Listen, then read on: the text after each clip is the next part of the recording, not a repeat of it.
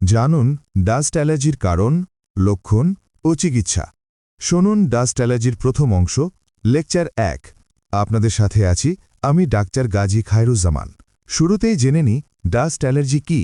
Allergy হল কিছু সাধারণ পরিবেশগত উপাদান বা পদার্থের প্রতি শরীরের রোগ প্রতিরোধ ব্যবস্থার অতি সংবেদনশীল বা অস্বাভাবিক প্রতিক্রিয়া। অধিকাংশ মানুষের জন্য ক্ষতিকর নয় এমন পদার্থ যেমন ধুলোবালি, পরাগ রেণু, নির্দিষ্ট কিছু খাবার অ্যালার্জিপ্রবণ ব্যক্তির শরীরে প্রবেশ করলে ইমিউন সিস্টেম তা হুমকি হিসেবে চিহ্নিত করে এবং প্রতিক্রিয়া সৃষ্টি করে।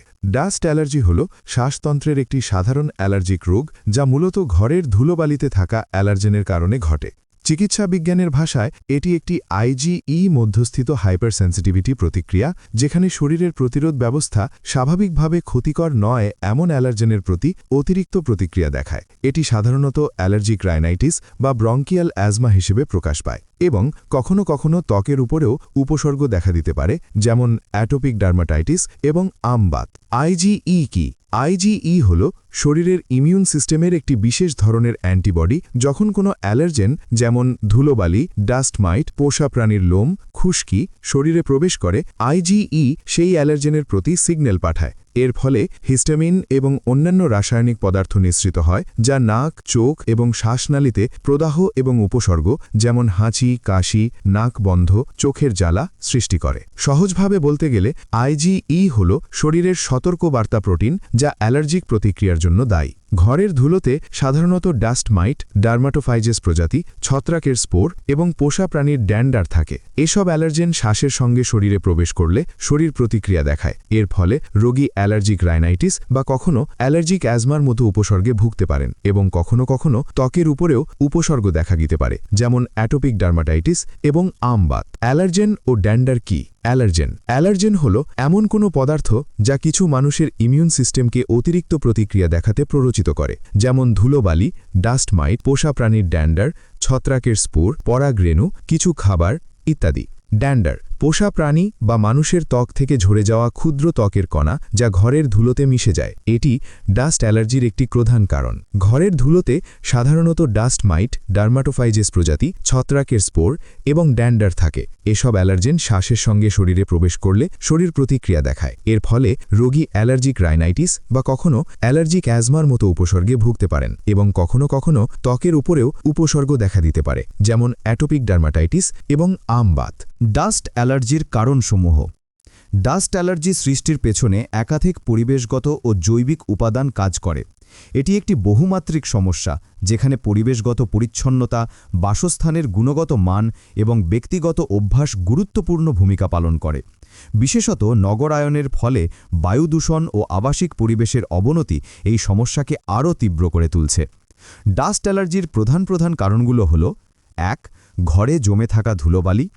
দীর্ঘদিন পরিষ্কার না করা ঘরের ধুলোবালি বিভিন্ন অ্যালার্জেন বহন করে, যা শ্বাসনালীর মাধ্যমে শরীরে প্রবেশ করে অ্যালার্জির প্রতিক্রিয়া সৃষ্টি করে। ২. ডাস্ট মাইট। ডাস্ট মাইট হল অতি ক্ষুদ্র অণুজীব যা খালি চোখে দেখা যায় না। এরা সাধারণত বালিশ, তোশক, কার্পেট ও কাপড়ে বসবাস করে এবং তাদের বর্জ্য পদার্থ শক্তিশালী অ্যালার্জেন হিসেবে কাজ করে। ৩. পুরনো বালিশ, তোশক ও কার্পেট। এই সব উপকরণে দীর্ঘদিন ব্যবহারের ফলে ধুলো, ডাস্ট মাইট ও অন্যান্য অ্যালার্জেন জমা হয়, যা অ্যালার্জির ঝুঁকি বাড়ায়। ৪. ছত্রাক বা ফাঙ্গাস। স্যাঁতসেঁতে ও আর্দ্র পরিবেশে ছত্রাক জন্মায়। এর স্পোর বাতাসে ছড়িয়ে পড়ে এবং শ্বাসের মাধ্যমে শরীরে প্রবেশ করে অ্যালার্জি সৃষ্টি করে। ৫. পোষা প্রাণীর লোম ও ত্বকের কণা। পোষা প্রাণীর লোম, ত্বকের ক্ষুদ্র কণা বা ড্যান্ডার এবং লালারস অ্যালার্জির অন্যতম কারণ হতে পারে। ৬. বায়ু দূষণ ও ধোঁয়া। বায়ু দূষণ, যানবাহনের ধোঁয়া, শিল্প কারখানার নির্গমন এবং তামাকের ধোঁয়া শ্বাসতন্ত্রকে সংবেদনশীল করে তোলে, ফলে অ্যালার্জির প্রকোপ বৃদ্ধি পায়। শুনুন ডাস্ট অ্যালার্জির দ্বিতীয় অংশ, লেকচার ২। আপনাদের সাথে আছি আমি ডক্টর গাজী খায়রুজ্জামান। এখন শুনুন ডাস্ট অ্যালার্জির লক্ষণসমূহ। ডাস্ট অ্যালার্জি বিভিন্ন উপসর্গের মাধ্যমে প্রকাশ পায়, যা সাধারণত শ্বাসতন্ত্র ও চোখকে প্রভাবিত করে। লক্ষণগুলো ব্যক্তিভেদে হালকা থেকে তীব্র হতে পারে। ডাস্ট অ্যালার্জির প্রধান লক্ষণসমূহ হল: ১. বারবার হাঁচি। ডাস্ট অ্যালার্জির অন্যতম প্রধান লক্ষণ হল ঘন ঘন হাঁচি, যা বিশেষ করে ধুলাবালির সংস্পর্শে এলে বৃদ্ধি পায়। ২. নাক দিয়ে পানি পড়া, নাক থেকে স্বচ্ছ তরল নির্গমন, রানি নোজ, সাধারণত অ্যালার্জিক প্রতিক্রিয়ার একটি গুরুত্বপূর্ণ নির্দেশক। 3. নাক বন্ধ থাকা, নাসারন্ধ্রে প্রদাহের কারণে নাক বন্ধ হয়ে যেতে পারে, ফলে শ্বাস নিতে অসুবিধা হয়। 4. চোখ চুলকানো ও পানি পড়া, চোখ লাল হয়ে যাওয়া, চুলকানি এবং অতিরিক্ত পানি পড়া অ্যালার্জির সাধারণ উপসর্গ। 5. গলা খুসখুসে করা, গলায় অস্বস্তি বা খুসখুসে অনুভূতি থাকতে পারে, যা মাঝে মাঝে কাশির উদ্রেক করে। 6. শ্বাসকষ্ট, অ্যাজমার মতো শ্বাসকষ্ট, কিছু ক্ষেত্রে ডাস্ট অ্যালার্জি শ্বাসকষ্ট সৃষ্টি করতে পারে, যা অ্যাজমার উপসর্গের সাথে সাদৃশ্যপূর্ণ। 7. কাশি, বিশেষত রাতে বৃদ্ধি পায়, শুকনো কাশি যা সাধারণত রাতে বা শোয়ার পর বেশি অনুভূত হয়, ডাস্ট অ্যালার্জির একটি লক্ষণ। 8. ত্বকের উপসর্গ, ত্বকে লালচে দাগ, চুলকানি, ছোট ফুসকুড়ি বা ফোলা বা আমবাতা, হাইভস বা আর্টিকেরিয়া দেখা দিতে পারে, বিশেষ করে যারা অতি সংবেদনশীল বা অ্যাটপিক স্কিন প্রবণ।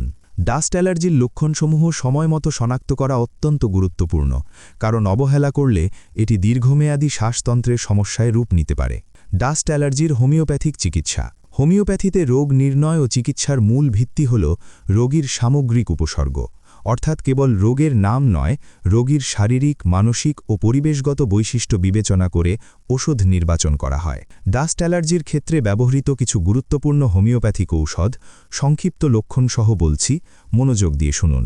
অ্যালিয়াম সিপা, এর নির্দেশক লক্ষণগুলো হল হাঁচি, বিশেষ করে যখন গরম ঘরে প্রবেশ করে, প্রচুর পানির মতো ও অত্যন্ত জ্বালাকর নাসিকাস্রাব, নাকের গোড়ায় একটি পিণ্ডের ন্যায় অনুভূতি, প্রচুর সর্দিস্রাবের সাথে মাথা ব্যথা, কাশি ও স্বরভঙ্গ, আর নাক দিয়ে পানি পড়ার সাথে সাথে থেমে থেমে হাঁচি, সর্দি, সাথে কপালে তীব্র ব্যথা, চোখ লাল হওয়া এবং চোখ দিয়ে পানি পড়া, নাক দিয়ে প্রচুর পরিমাণে পাতলা শ্লেষ্মা নিঃসরণ, এসব লক্ষণে স্যাবাডিলা।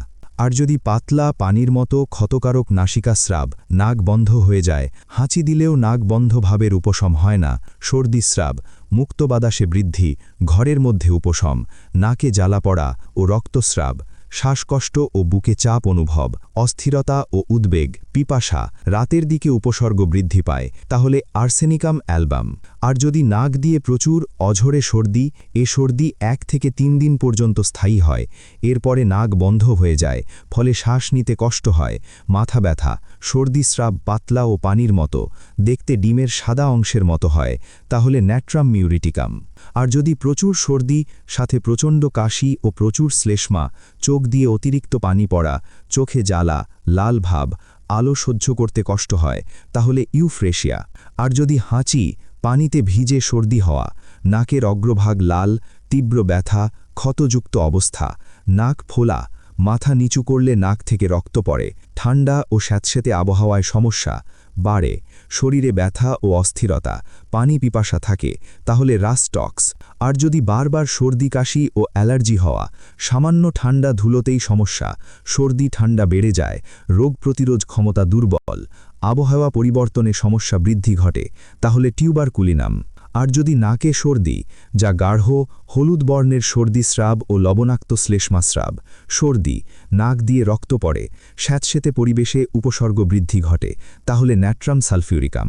এই ওষুধগুলো ডাস্ট অ্যালার্জিতে অত্যন্ত কার্যকরী, তবে এই ওষুধগুলো শুধুমাত্র অভিজ্ঞ হোমিওপ্যাথিক চিকিৎসকের পরামর্শ ব্যতীত গ্রহণ করবেন না, কারণ রোগীর শারীরিক, মানসিক ও রোগের উপর ভিত্তি করে সঠিক ওষুধ নির্বাচন না করলে কোনো ধরনের ফল পাবেন না।